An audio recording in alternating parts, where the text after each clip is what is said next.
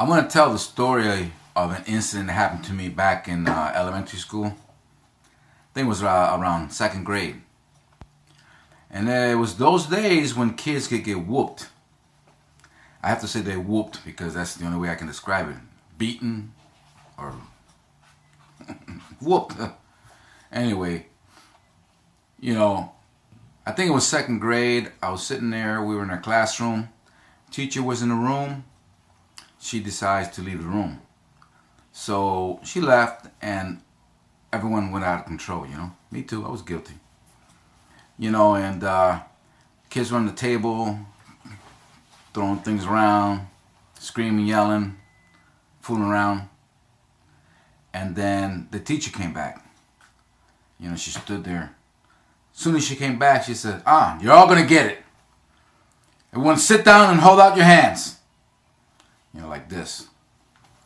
Back then they can hit you, with whatever they want, almost with whatever they want, and in whichever way. This one was fond of whacking the hands. And she didn't do it with her hand. What she did, she had it looked like a ping pong paddle. It was about this big, and that was her weapon of choice. So that day we were all bad, So we had to sit down and I was guilty too. And we sat down, I sat down, and everyone had to hold out their hands. And she would take, her paddle, and she'll, okay, you, 1, 2. She kept whipping everybody, and everybody was, hold it out, ah! They're all crying, except me. No, I was one of the biggest ballers. But I really learned my lesson that day, and it changed my life. It really did. That day I remember I became a different person, because I got tired of getting whooped, So, and another incident, same situation happened. I looked at all the kids, they were running around, jumping. We were ignorant. We didn't learn our lesson. Well, I did. Because when I saw them running around, I said, not this time. I knew it was going to happen. So I sat there, I said, you know what, no way. Put my hands and I sat. Teacher comes back. Oh, no. No. Everyone sit down, you're all going to get it, except Jim. I said,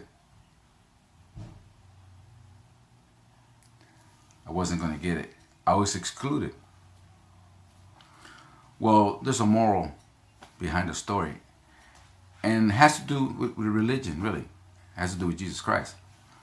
Because Jesus Christ was here 2,000 years ago.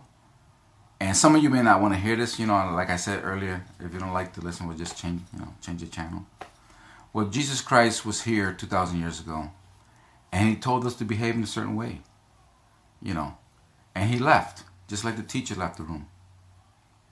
We should be behaving lovingly the way he told us that first generation. And just because he took off, doesn't mean that we should act crazy. Or, act differently. So the kingdom of heaven was here before. And when he comes back, he's going to take the paddle. Or I wish it was a paddle, but he's going to use more than a paddle. He's going to do a little torch. And he's going to come up, burn people. Or according to Revelation, sounds like an evil thing. But,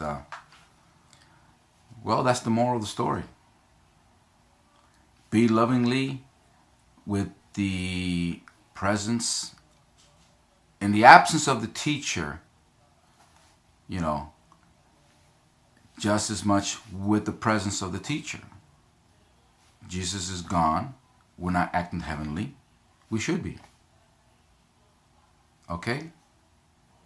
greatestonecommand.com. Thank you.